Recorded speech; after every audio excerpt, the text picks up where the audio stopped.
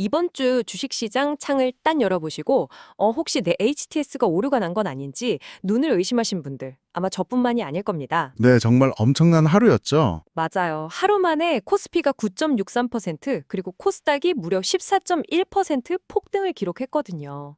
최근 그 중동발 지정학적 공포 때문에 시장 전체가 이른바 비이성적 과매도 그러니까 완벽한 패닉셀 구간으로 곤두박질 치더니 언제 그랬냐는 듯이 쑥 올라왔습니다. 네, 코스피 5,500선에 다시 안착하면서 역사에 남을 만한 아주 강력한 기술적 반등을 보여줬단 말이죠.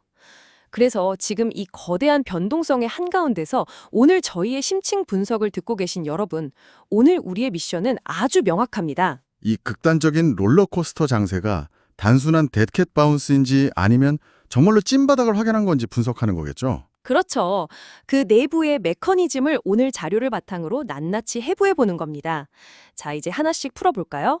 도대체 지금 시장 이면에서는 무슨 일이 벌어지고 있는 겁니까? 여기서 아주 흥미로운 점은요. 지금 우리가 목격하고 있는 이 엄청난 V자 반등이 단순히 낙폭이 과대해서 나오는 기계적 반등만 아니라는 겁니다. 기계적 반등이 아니다. 네, 스마트머니, 즉 거대 자본들이 단기 바닥을 확신하고 공격적으로 베팅을 시작했다는 강력한 시그널들이 데이터 곳곳에서 포착되고 있거든요. 그 하버드 비즈니스 스쿨에서 위기 관리를 논할 때 항상 등장하는 개념이 하나 있습니다. 어떤 개념이죠? 바로 위기 속의 구조적 기회입니다.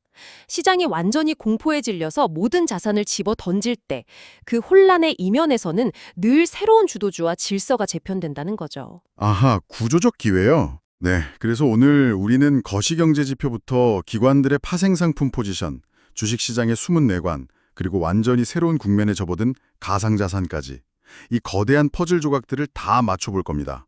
위기 속의 구조적 기회라. 이게 참 패닉셀이 막 쏟아질 때는 머리로는 아는데 손가락이 매수 버튼으로 안 가거든요. 맞습니다. 인간의 본성을 거스르는 일이니까요. 그러니까요. 일단 가장 큰 공포의 진원지였던 거시경제, 그리고 지정학적 변수부터 짚고 넘어가죠. 주말 사이에 시장을 뒤흔든 엄청난 헤드라인들이 있었잖아요. 네, 이란과 미국 CIA의 비밀 회동설이 돌았죠. 맞아요. 심지어 미국이 이란 영공의 통제권을 장악했다는 이야기까지 오늘 분석할 원문 자료에 포함되어 있습니다. 여기서 방송을 듣고 계신 여러분께 잠시 아주 명확히 짚고 넘어갈 게 있습니다. 네, 아주 중요한 부분이죠. 저희는 지금 미국과 이란의 분쟁이나 영공 장악 같은 이 민감한 정치, 군사적 사안에 대해서 절대 어느 한쪽의 편을 들거나 도덕적 판단을 하려는 것이 아닙니다. 철저히 중립적인 입장이죠. 네, 맞습니다. 제공된 자료에 포함된 내용을 바탕으로 오직 트레이딩 관점에서 시장이 이 헤드라인을 어떻게 소화하고 반응했는가, 이 객관적인 데이터에만 집중해서 전달해드리고 있다는 점을 다시 한번 강조드립니다. 아주 정확한 포인트입니다. 시장은 도덕적 명분이나 정치적 이념을 거래하지 않거든요. 오직 불확실성의 해소라는 그 결과값만 거래하죠. 불확실성의 해소요. 네. 양국 정부가 이 비밀 회동설을 공식 부인하든 말든 트레이더들의 모니터 화면에 저 헤드라인이 뜨는 순간 시장은 곧바로 전쟁의 끝을 가격에 반영, 즉 프라이싱하기 시작했습니다. 그 기대감이 단숨에 유가 상승 압력을 짓눌러버린 거고요. 그 시그널 자체가 시장엔 최고의 호재로 작용한 거군요. 그런데 유가 불길은 좀 잡히는 듯한데 환율창을 보면 여전히 숨이 턱턱 막힙니다. 지금 환율이 엄청난 수준이긴 하죠. 현재 원달러 환율이 1,464.8원이에요. 예전 같으면 경제 위기설이 돌고도 남을 수치인데 당장 마트에 장 보러 가서 수입 과일 가격표만 봐도 지금 환율이 얼마나 무서운지 체감이 되거든요. 밥상 물가의 직격탄이니까요. 솔직히 이 정도 고환율이면 외국인 자금이 막 이탈하거나 수입 물가 폭등으로 인한 내수 침체 이런 것부터 걱정해야 하는 거 아닙니까? 소비자와 내수경제 입장에서는 방금 말씀하신 1,464.8원이라는 숫자가 분명한 악재이자 스태그플레이션의 공포 그 자체입니다. 하지만 이걸 주식시장의 대형 수출주 관점으로 돌려서 더 큰 그림과 연결해보면 이야기가 완전히 달라지거든요. 완전히 달라진다. 어떻게 달라지죠? 특히 현재 시장을 주도하는 반도체나 자동차 같은 대형 수출 섹터에게 이 고환율은 엄청나게 두꺼운 이익 방어막으로 작용합니다.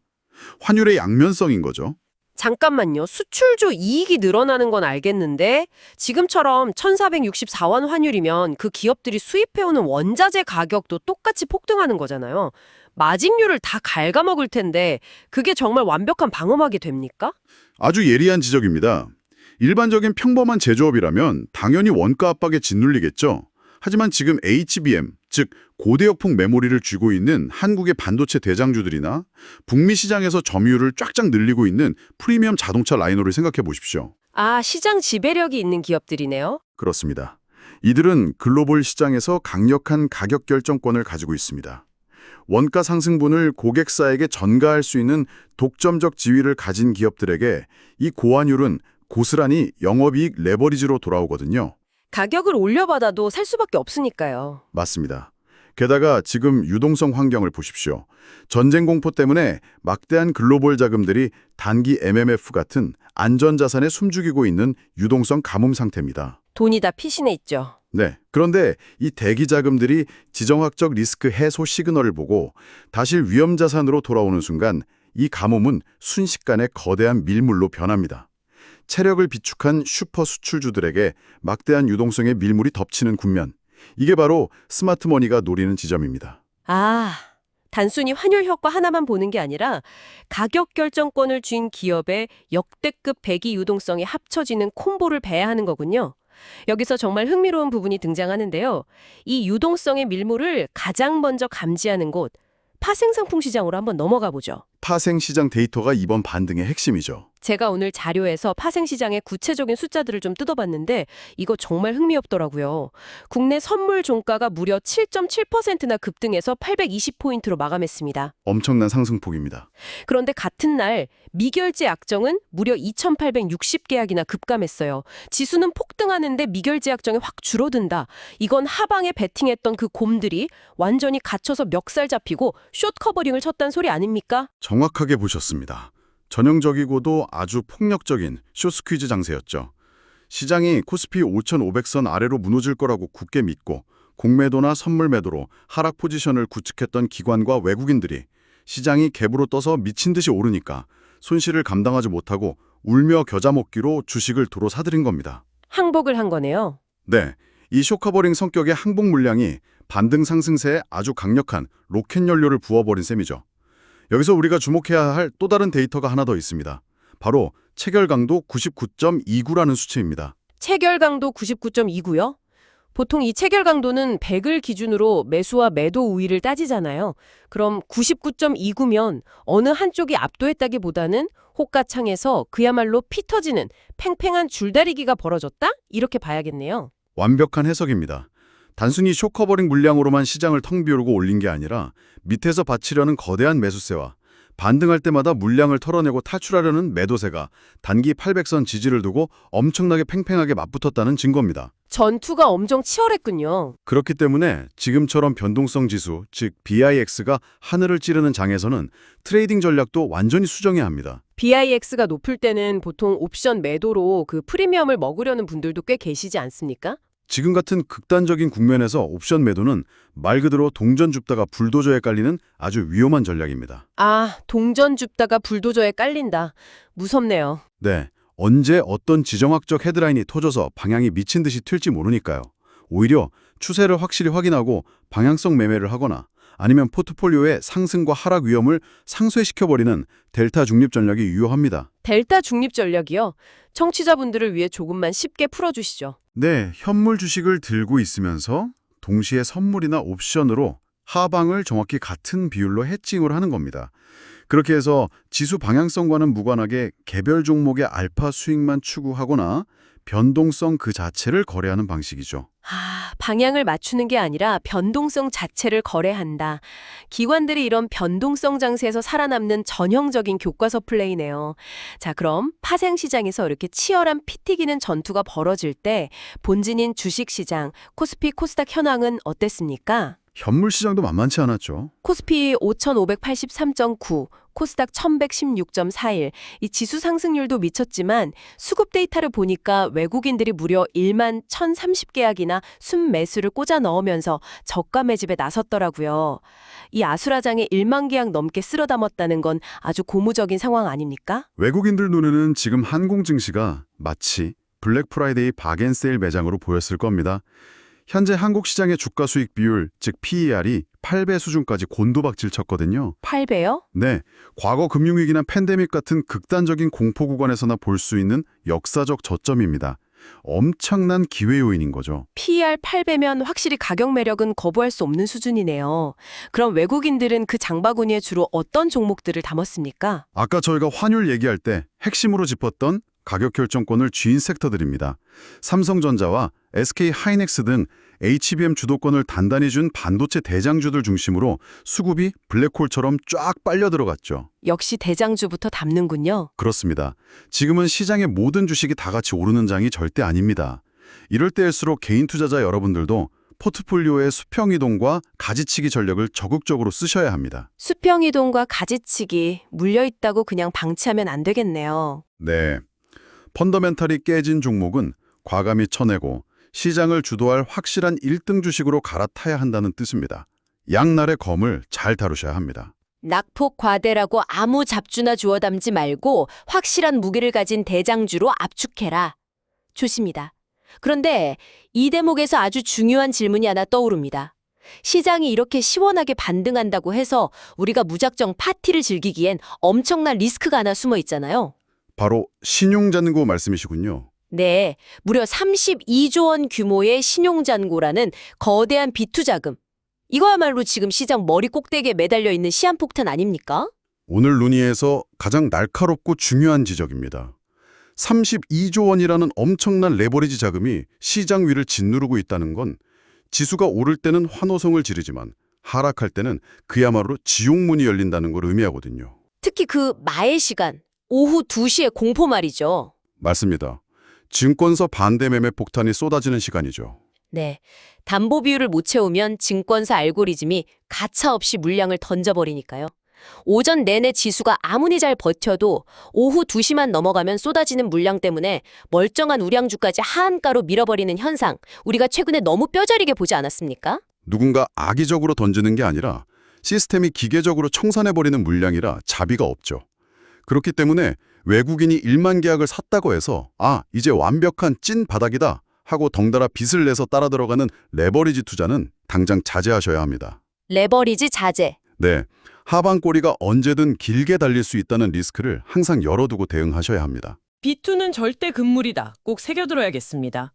자, 주식시장의 리스크까지 짚어갔으니 이번엔 자산시장의 새로운 룰메이커로 떠오른 가상자산 이야기를 좀 해보죠.